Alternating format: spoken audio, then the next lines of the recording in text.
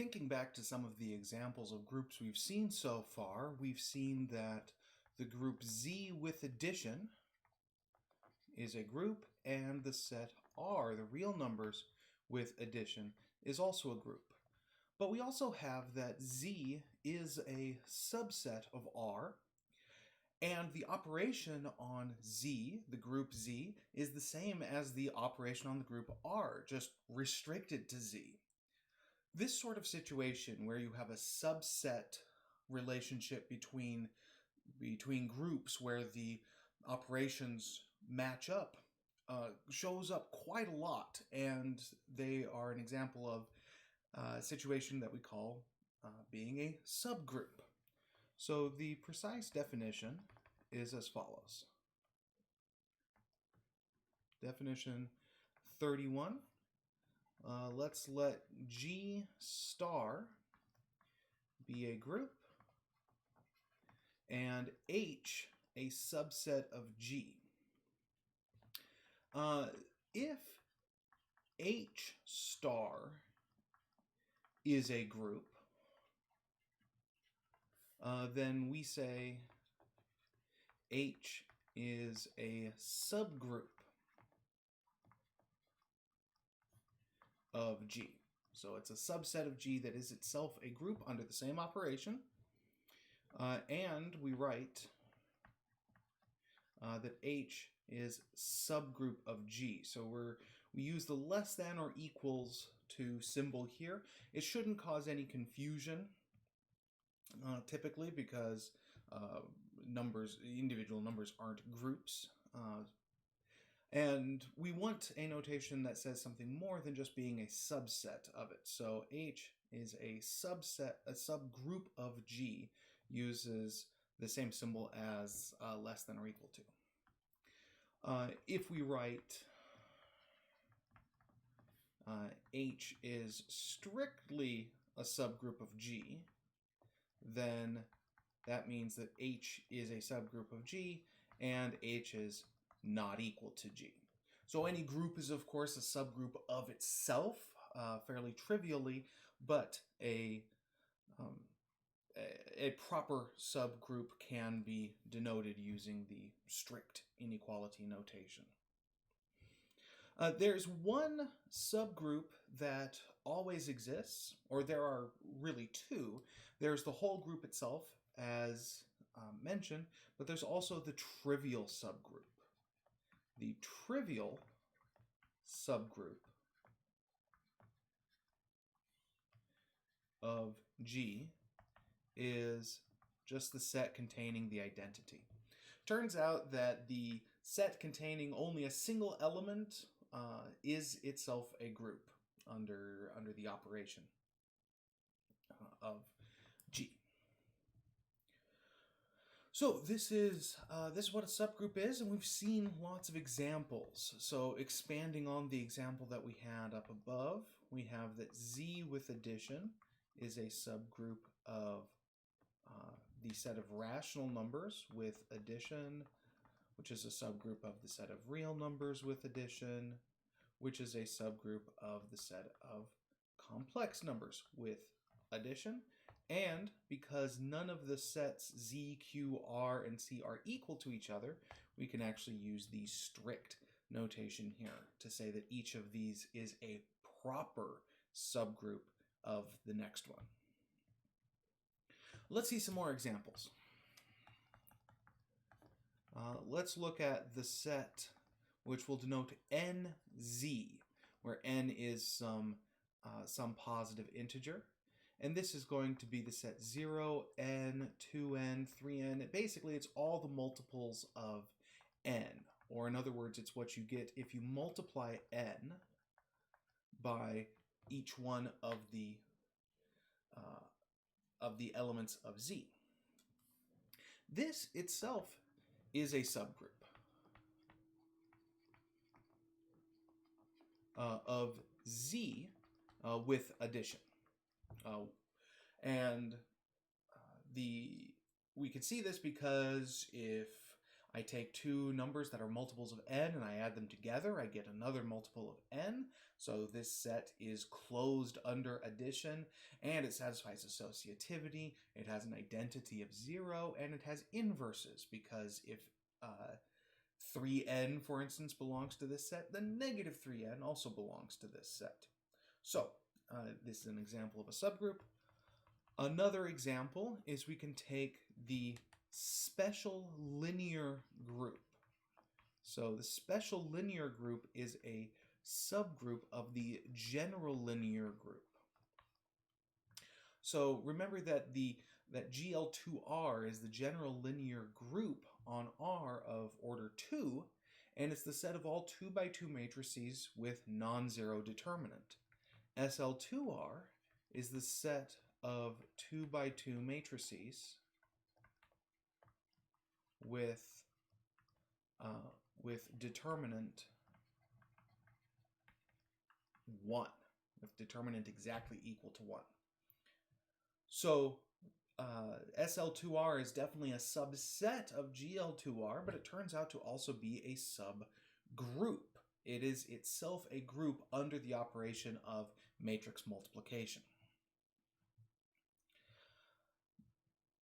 So the question that we want to ask is, given a particular subset of a group, how can we determine whether that subset is a subgroup of that set itself? So we can go and we can look at what would it mean for a subset to be a group. So let's let G with star be a group. For H with star to be a subgroup, we need, well, really what we need is for H to be a group under the operation star. So that means that we need several things. And we can write these down in a list of 4 things. So first of all, H must be closed under the operation. H must have an identity. H must contain inverses. That is, if there's something in H, then it has to have an inverse in H. And then finally, star must be associative on H. Now, some of these are easier to check than others. The easiest one is the associativity, which is actually good news. Typically, when we're looking at some arbitrary random group that we're encountering for the first time, checking associativity is often one of the harder things that we have to do. Associativity is actually a fairly complex condition to sit down and check. But once we know that the operation star is part of the group G with star, we already know that it's associative. So we already know this. If we're already starting with a group, then we already know that star must be associative. So that means we don't have to check that if we're checking to see whether H is a subgroup of G. The second thing to note, under the condition that H must have an identity, because the identity is unique, there's only one identity that works for this group, for the group G. H must contain that identity. So H must contain the identity of G. So if you're looking at a group, then there's one element that you know must lie in every single subgroup of it, and that's the identity element of H. Now, the other two conditions, proving that H is closed under the operation and that it contains the inverses of the elements under under the operation. This is something that that we do in fact need to check. And this is the place where typically a set will either fail to be a subgroup, or if it satisfies all these, it will be a subgroup. So there's a theorem that gives us a very quick way to test whether a non-empty subgroup of a subset of a group rather is a subgroup of that group. So that's Theorem 32, which we're going to call the one-step subgroup test. So let's let G be a group and H contained in G a non-empty subset of G. Suppose that whenever A and B belong to H, we have that A times B inverse belongs to H.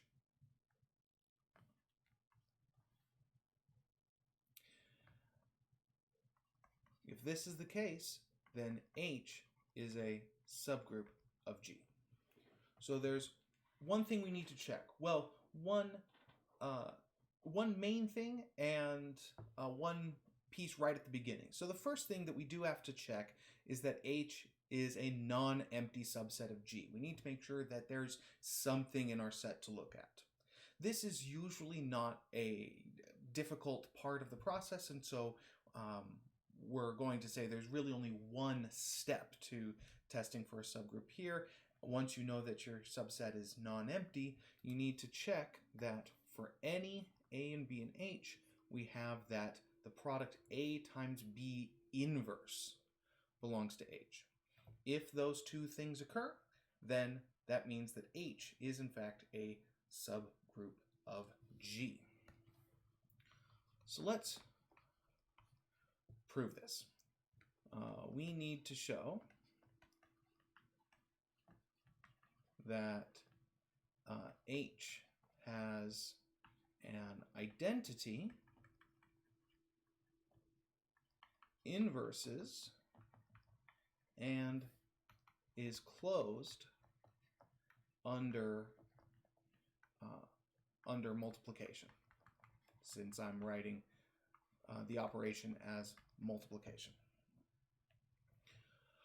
And we're actually going to do this do it in this order. We're actually going to prove that the set H is even closed under multiplication first, or last, instead of first, which is how we usually did things before. So, since H is non-empty,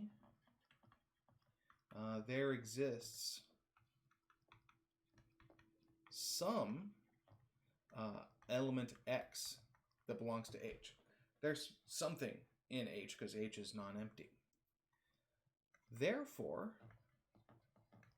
X times X inverse belongs to H. This is the condition that we're assuming. If some A and B belong to H, then A times B inverse is in H. In this case, we're applying that condition where A and B are both X. So this means that X times X inverse is in H, but X times X inverse is the identity. So that means that the identity is in H. Step one done. We know that H contains the identity. So now let's check inverses. Now let's suppose that we've got some Y that belongs to H. Since E belongs to H also, we have that E times Y inverse belongs to H. Again, by the one condition that we have, the one step that we have. But E times Y inverse is just Y inverse. So H is closed under inverses. If Y is in H, then Y inverse has to be in H. So finally, let's let X and Y be in H, and we want to show that H is closed under multiplication. We want to show that X times Y actually belongs to H. So if that's the case, then notice that Y is equal to Y inverse inverse. The inverse of the inverse is the element back again. So this means that X times Y is equal to X times Y inverse inverse, and that has to belong to H, since X belongs to H and Y inverse belongs to H, because we've already shown that H is closed under inverses. So H is closed under multiplication, and we're done.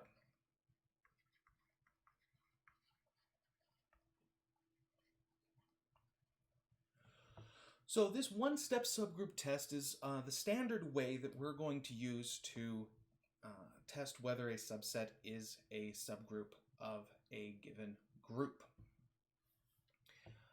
Now, there is a variation on the one-step subgroup test which takes 2 steps. Technically, it takes a little bit longer to apply, but the individual steps are slightly simpler, and so sometimes these 2-step subgroup test works a little bit better. So we can also use the 2-step subgroup test. So H contained in G, a non-empty H contained in G, is a subgroup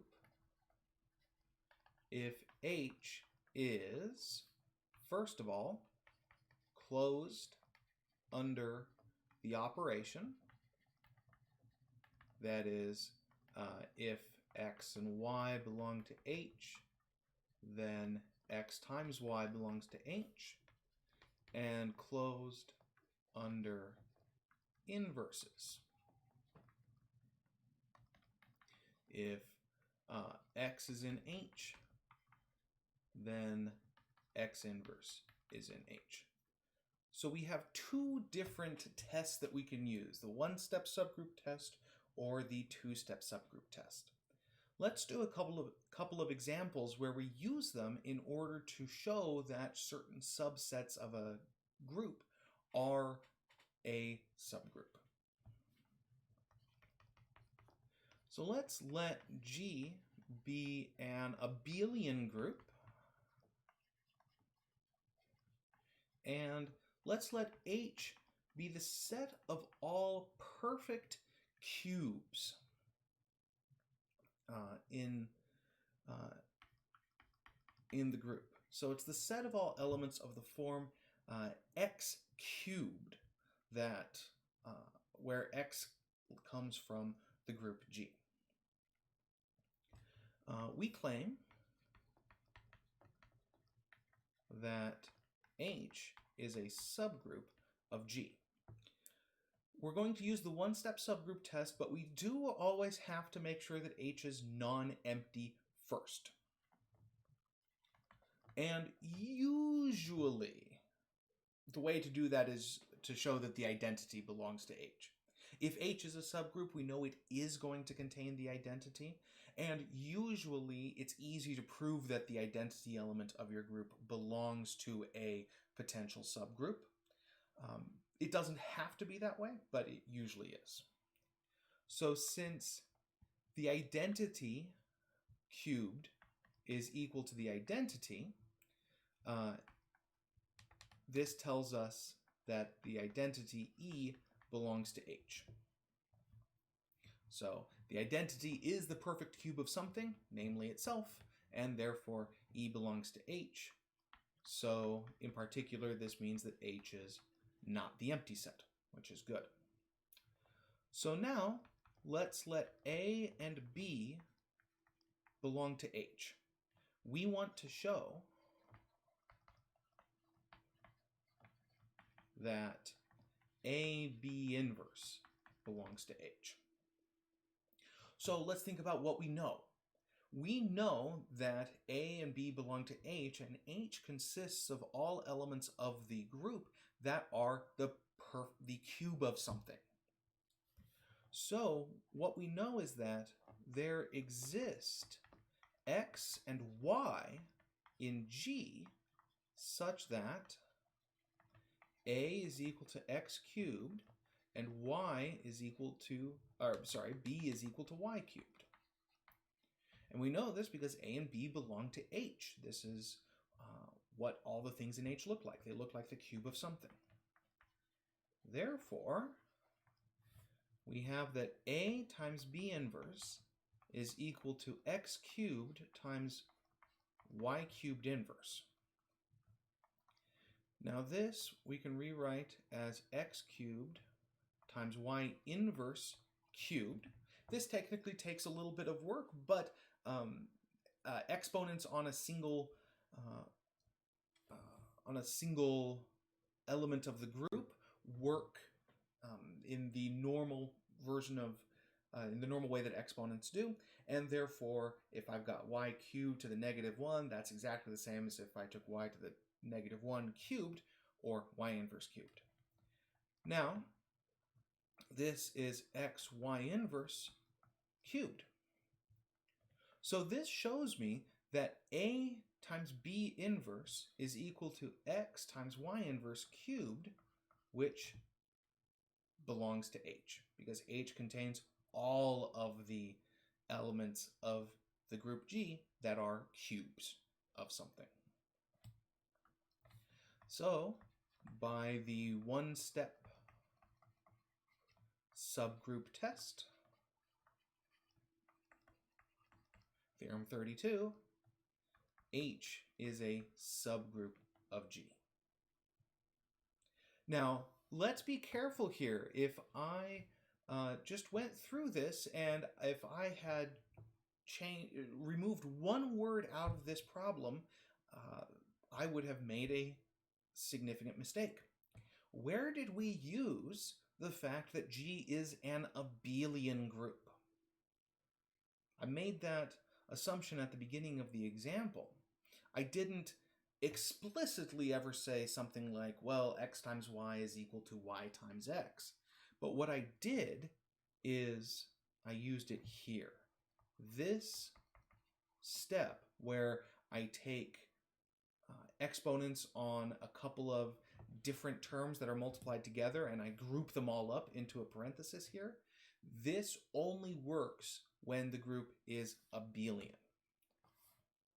So this is why I needed to assume that G was an abelian group in order for this to hold.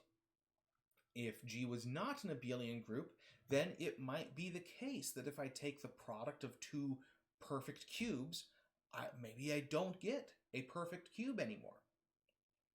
So always be very careful when working with exponents, using the exponent rules. When your group is abelian, then your exponent rules work pretty much exactly like you expect them to. But if G is not abelian, you do have to be a little bit more careful. Let's look at another example where we're going to use the two-step subgroup test because it's a little bit simpler in that case. So let's let G be this group that we've seen before. It's the set of all functions from the interval 0, 1 to the interval 0, 1, where f is bijective.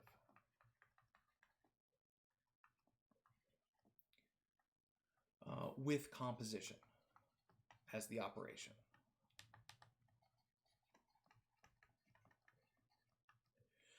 So We know that G is a group.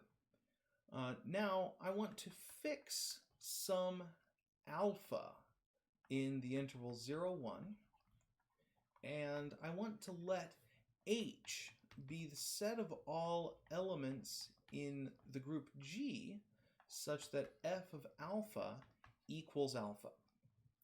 So if you think visually about what's going on, I'm looking at all of the functions from the set 0, 1 to the set 0, 1, and then I'm specifying some alpha here, and now I'm restricting my functions only to those that pass through the point alpha, comma, alpha.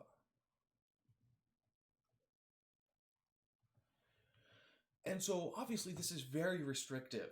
This is only going to take a few of the functions out of G and include them in here. But I claim that this is still a subgroup of G.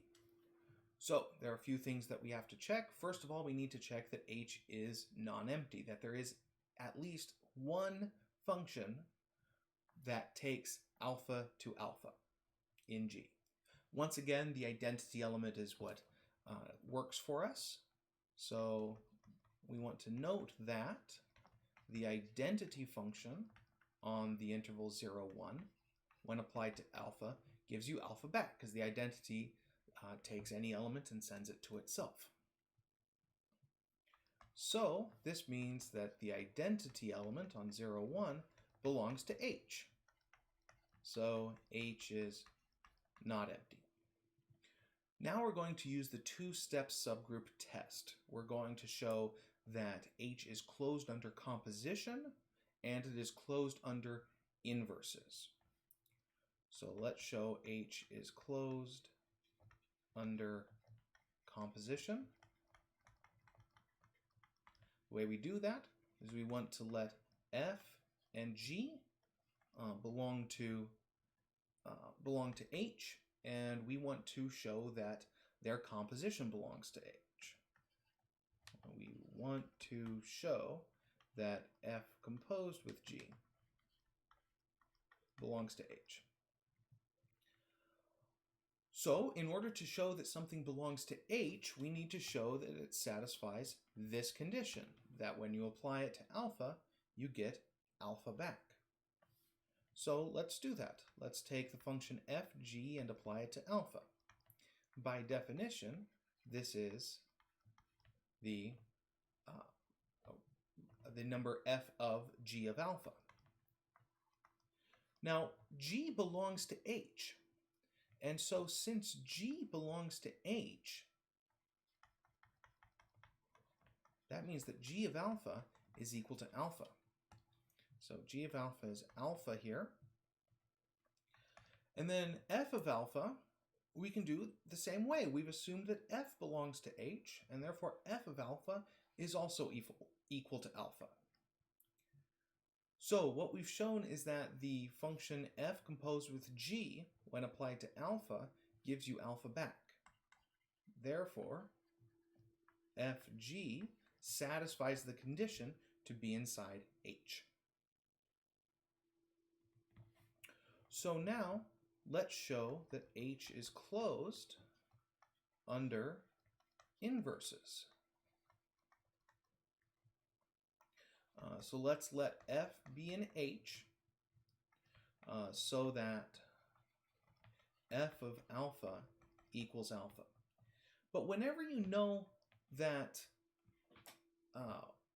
if f of x equals y, this always means that f inverse of y equals x when f is invertible. And all of the functions in G are invertible. They're all bijections, therefore they all have inverses. Therefore, f inverse of alpha is also equal to alpha, because inverses just switch the role of the input and the output. So this means that f inverse belongs to h. So h is closed under inverses. So, by the two-step subgroup test,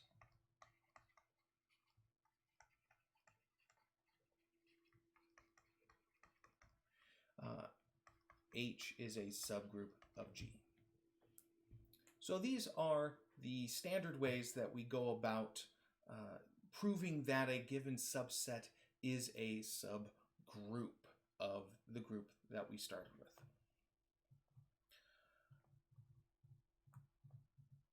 Now, we have certain common ways of constructing subgroups. You could take any subset of a group and ask, is this a subgroup or not? And sometimes it will be, and sometimes it won't be. There are certain subgroups that are important, that we give names to and we study regularly.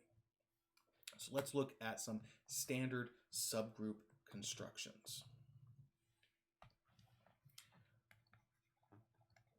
Probably the most important one is the construction of the cyclic subgroups.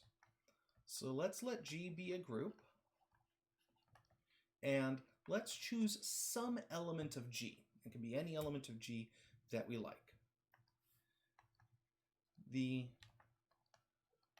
set with the angle braces around A is defined to be the set of all powers of A, where n belongs to the integers. So in particular, this includes all positive powers of a squared, a cubed, so on. It includes all the negative powers of a, so a inverse, a to the negative 2, which is the square of the inverse, so forth and so on. It also includes a to the 0th, which is the identity.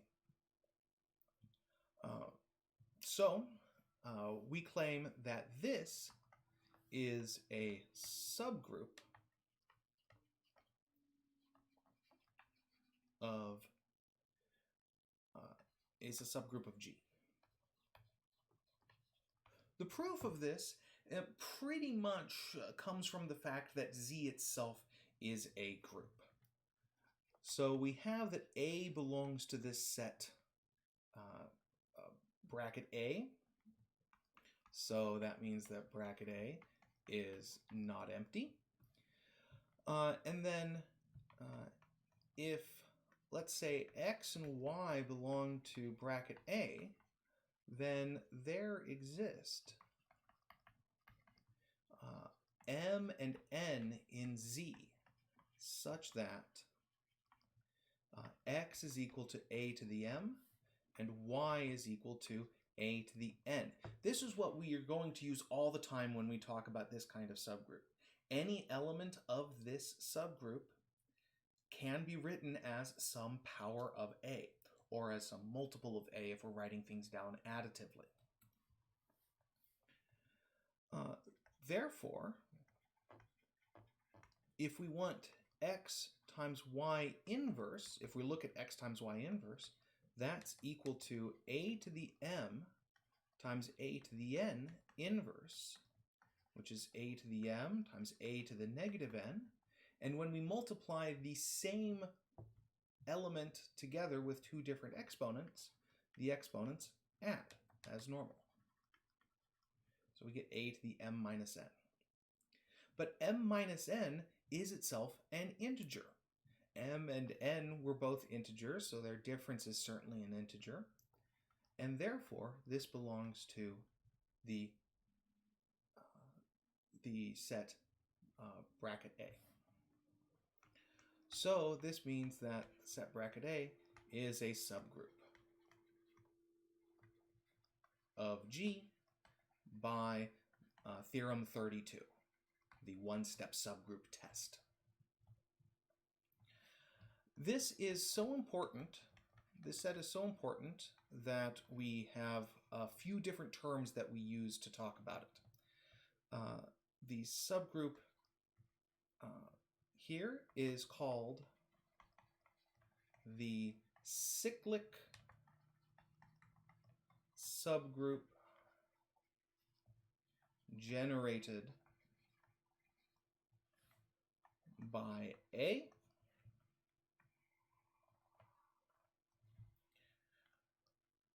The term cyclic is related to the fact that we're just using the integers to generate it. So for any integer, you can associate one element of this subgroup. If the whole set G is equal to the cyclic subgroup generated by some A, then G is called a cyclic group.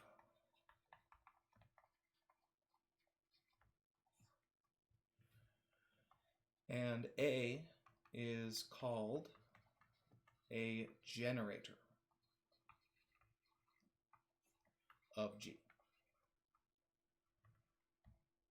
Generators are almost never unique.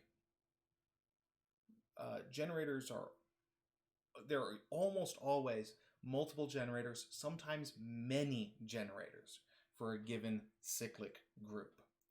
And sometimes our goal is going to be to find all the generators of G, and that's an interesting exercise to work on.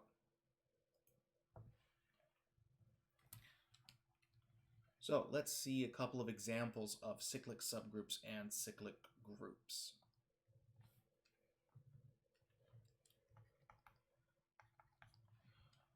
So let's look at the cyclic subgroup generated by 3 inside the set, inside the group Z with addition.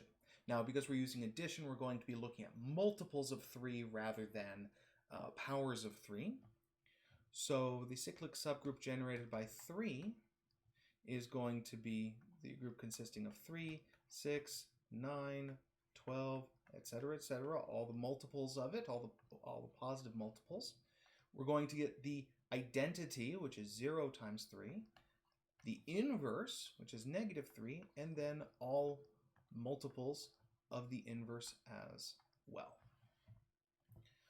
This is what I denoted as 3z earlier, just 2 different ways of denoting the same set here. Let's take another example inside a separate group. So let's consider the subgroup Z mod 6Z, which we've seen a few times. And let's look at the cyclic subgroup generated by the element 2. So what we want to do in this case is we want to take the element 2, and again, since this group is written additively, we'll want to take all the multiples of it. So 2, and then 2 plus 2 is 4, and then plus 2 again is 6, and then plus 2 again is 8, etc., etc. And then we have the identity. We have the group of negative 2, group of negative 4, so forth and so on. But you'll notice here that I'm being a little bit redundant. And that's because in this group, the element 0 bar is the same as the element 6 bar. So those are the same. The element 2 bar is the same as the element 8 bar. The element negative 2 bar is the same as the element 4 bar. And I know all of these because these representative pairs are all congruent modulo 6, which is what's defining this. So in fact, this set that I've written down has repeated a whole bunch of these sets, and in fact I could have just written for instance 2 bar, 4 bar, 6 bar, which is the same as 0 bar, and then stopped. And one way that I could have thought about that when I went through this the first time is I could have said, all right, well, I've got 2 bar, 4 bar, 6 bar, 8 bar, but then I noticed that, oh, well, 8 bar is actually the same as 2 bar. And that means that the elements in my group have started to wrap back on themselves. This is another reason why the cyclic term is used to describe these subgroups. as you're going through this process and you're writing down all the multiples or all the powers of your generators, if you ever wind up back at your original, if you ever get a repeat in the list, well, then you know that you're done, that you've actually gone through all of the possible powers. Because once this 8 bar matches up with 2 bar, then adding another of the generator 2 bar is just going to get you back to 4, and then going to get back to 6, and then come back around to 2, and then again and again. And adding 2 bar over and over again is just going to keep you going round and round and round and round between 2 bar, 4 bar, and 6 bar, 2 bar, 4 bar, 6 bar, back around and around and around. So in many cases, these cyclic subgroups are actually finite. So we would just stop it there. Let's consider another one. Let's consider 5 bar. Well, 5 bar, let's see, and then 5 plus 5 is 10, which is congruent to 4 mod 6. And then 4 plus 5 is 9, which is congruent to 3 mod 6. 3 plus 5 is 8, which is congruent to 2 mod 6. 2 plus 5 is 7, which is congruent to 1 mod 6. 1 plus 5 is 6, which is congruent to 0 mod 6. I just keep adding 5 over and over again to get my new ones. But now notice if I added 5 again, if I added 5 bar again, I would get 5 bar, which is what I started with. So in fact, that means we're done. That means we're done, and we have gotten all of the elements in the subgroup 5 bar. Notice further, though, that this means that the cyclic subgroup generated by 5 bar has exactly the same elements as all of the elements in Z mod 6Z, in the overall group. So this tells us that Z mod 6Z is cyclic, is a cyclic group, and 5 bar is a generator of Z mod 6Z. Now, this sort of situation where a group is cyclic is one that we like. Cyclic groups are the simplest kinds of groups to work with, and understanding their structure is going to be something we're going to be spending quite a lot of time working on. The cyclic subgroup also gives us a way to understand the relationship between the order of an element and the order of a group. So remember that the order of an element A is the smallest positive integer n such that a to the n is the identity. And the order of A is denoted as absolute value of A. And then the order of a group G is the cardinality, or the size, of the set G. And we also denote that this way.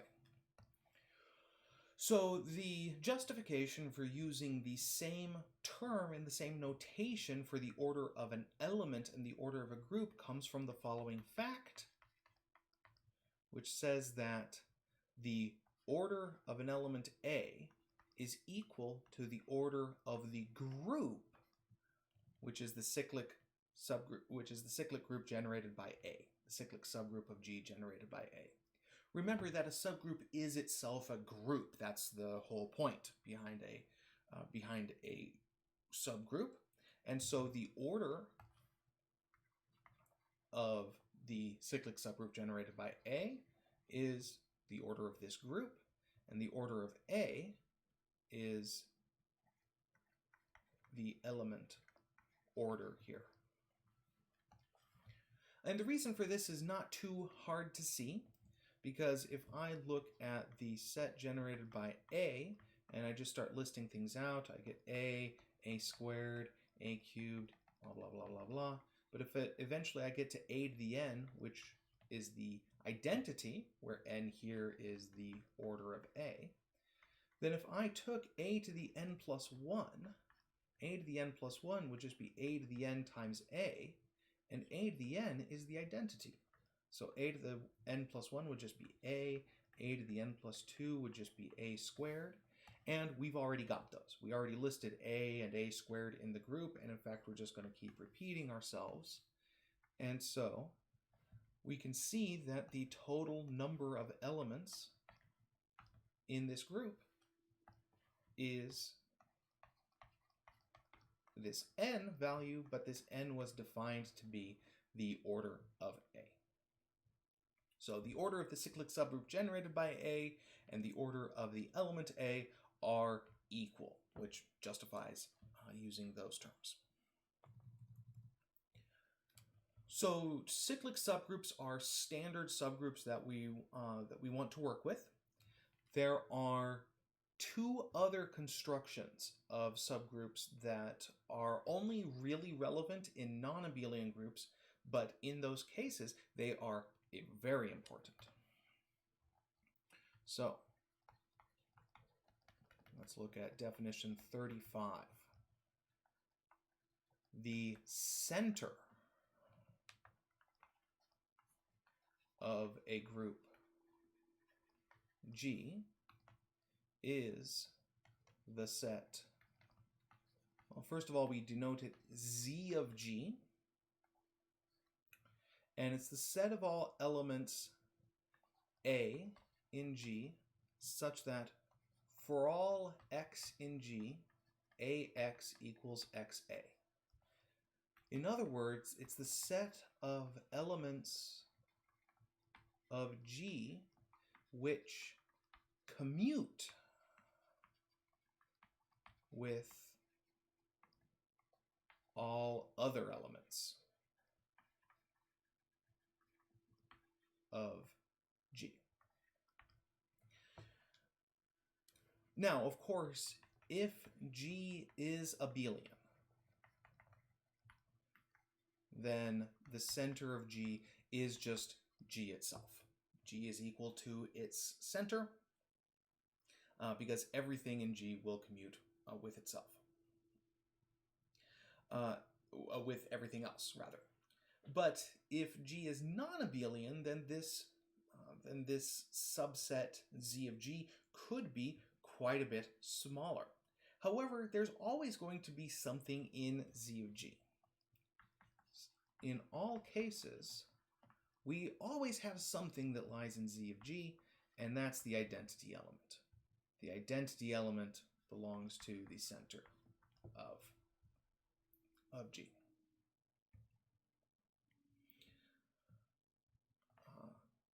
Furthermore, we can do better.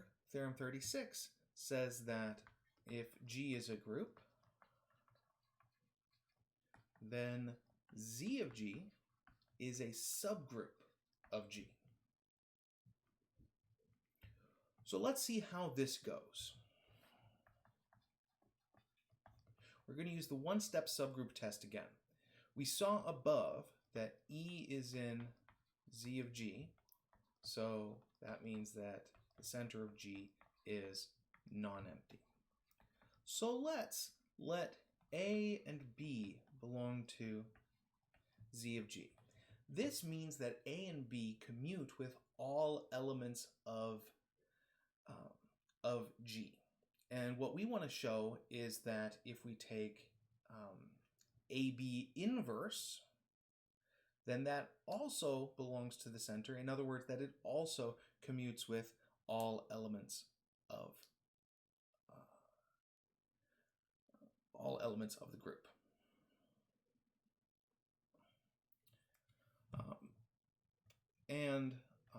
Actually, in this case, sorry, I think I said we'd use the one-step subgroup test. We're actually going to use the two-step subgroup test on this. So let's let let x just belong to G. So x is any element of G. We want to show that AB times x is equal to x times AB, because that's what will show that AB, the element A times B, commutes with x. So AB times x is equal to A times BX, that's by associativity. That's A times XB, which is AX times B by associativity again, which is XA times B. And so the reason why I could change the BX to XB and the AX to XA is in each case because that element belongs to Z of G, which means that B commutes with any element of G. And this means that A commutes with any element of G. And so then by associativity again, we get that all this equals x times AB. So looking at the beginning and at the end, we have that AB times x is equal to x times AB.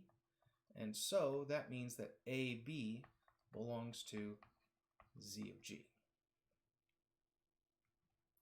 So that's great. So now that proves that Z of G is closed under multiplication. We also have to show that Z of G is closed under inverses.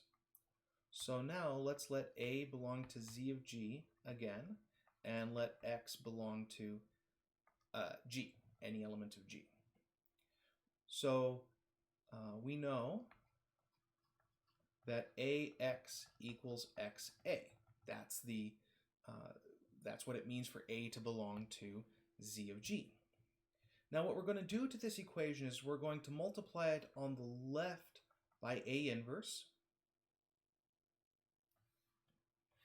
and we're going to multiply it on the right by A inverse. We're going to multiply both sides of the equation on the left by A inverse and both sides of the equation on the right by A inverse. So this means that A inverse AXA inverse is equal to A inverse XAA inverse. But anytime we have an A inverse and an A together, those are just the identity. They cancel out. So we get that X times A inverse is equal to A inverse times X. So that means that A inverse belongs to Z of G. That means that the center is closed under inverses. Z of G is closed under inverses.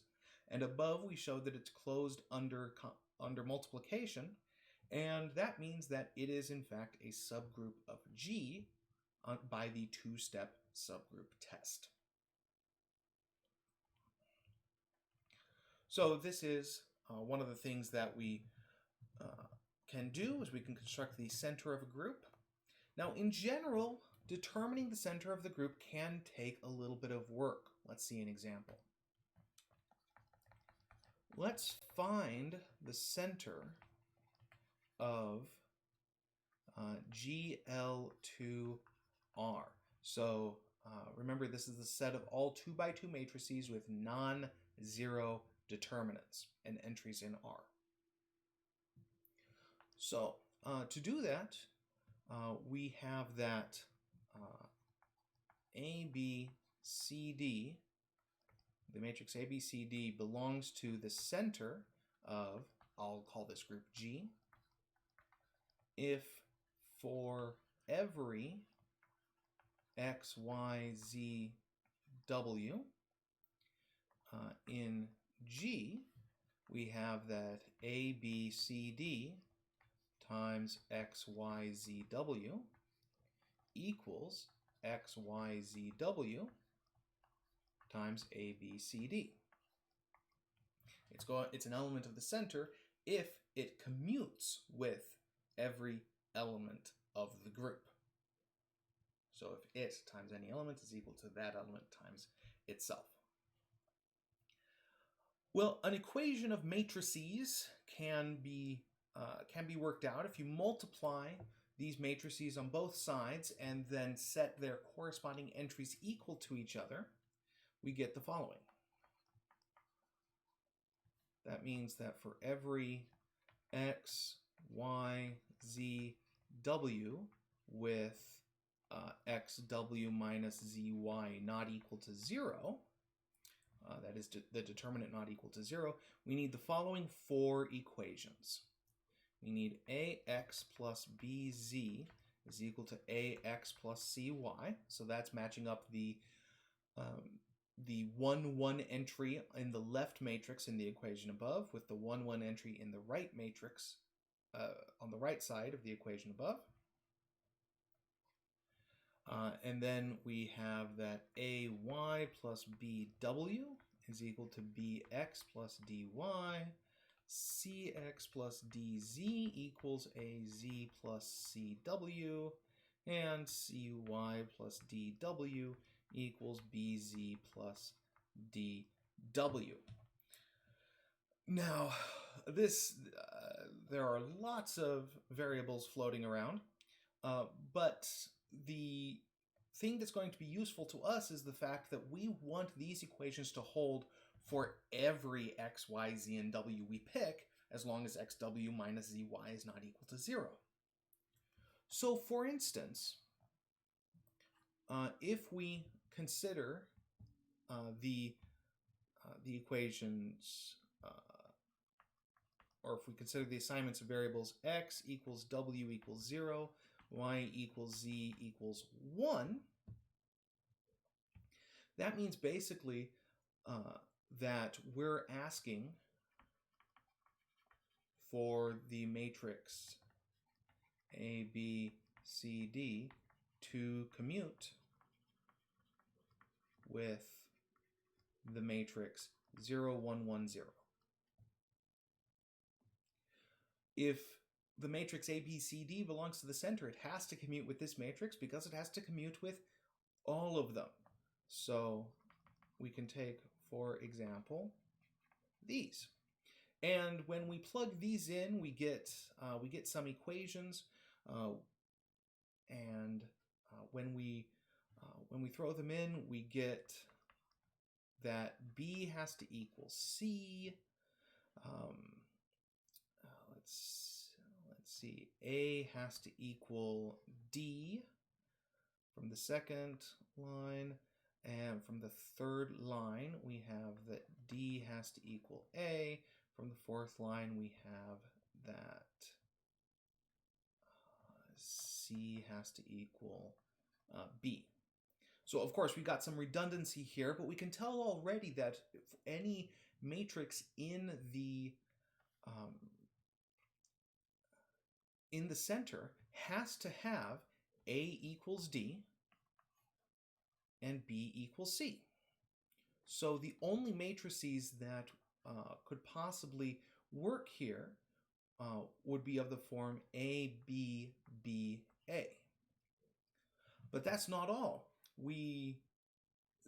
This just is what we need in order for the matrix to commute with the matrix 0, 1, 1, 0. We could take other matrices.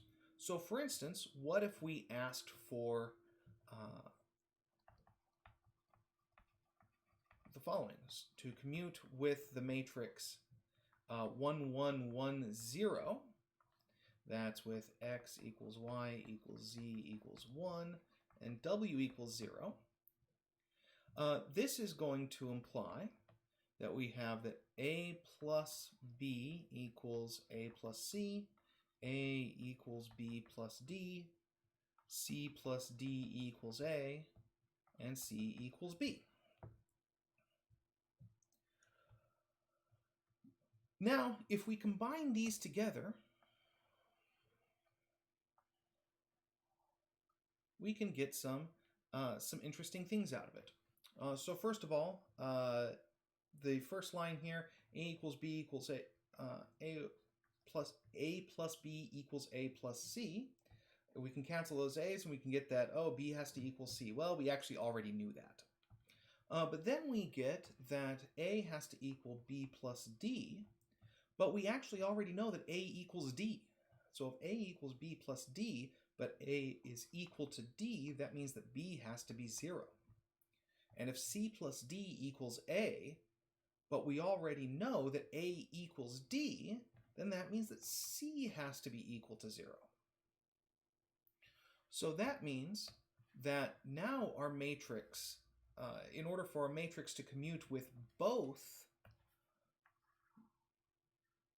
0, 1, 1, 0 and 1, 1, 1, 0, so the matrix ABCD has to actually look like A0, 0, A. So any matrix which commutes with both of these matrices has to be of the form A0, 0, A for some real number A that's not 0. Now this matrix, this actually does commute with everything. So what you'll notice is that if you take this set of equations we had up above that defines when the matrices ABCD and XYZW commute, and you change all the B's and C's to 0,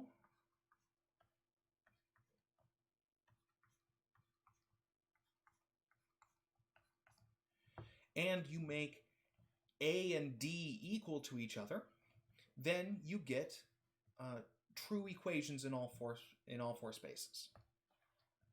So that means that the center of G is the set of all matrices of the form A0, 0, A, where A belongs to the real numbers and is not equal to 0. Because if A were equal to 0, then the determinant of this matrix would be 0, and it wouldn't even belong to our original group. So, as we can see, calculating the center of a group can take a little bit of work. However, one thing that we did in this process that helps us and can help us in general is we looked at what we needed in order for a matrix to commute with two specific matrices that we worked with. And by doing that, we started cutting down on things a bunch. If we hadn't gotten to our answer after this, the next thing we would do is we'd take another matrix and say, all right, what conditions does it need to satisfy to commute with this one here? And we could keep doing this process over and over and over again. In this case, we only had to do it twice. This process here, in general, in theory, can help us get at the center. So this is getting at things using a new subgroup construction, which is called the centralizer. Definition 37. So let G be a group and A be an element of G. The centralizer of A is the set C of A, and it's the set of all elements of G that commute not with everything, but just with A. So it's the set of elements that commute with A. And what we saw last time, or in the process we just did, is that of course for any A in G, the center of G has to be contained in the centralizer of A for any element of A. Because if something's in the center, then it has to commute with everything. So in particular, it has to commute with A. Therefore, all the things in the center are also in the centralizers of all elements of the group.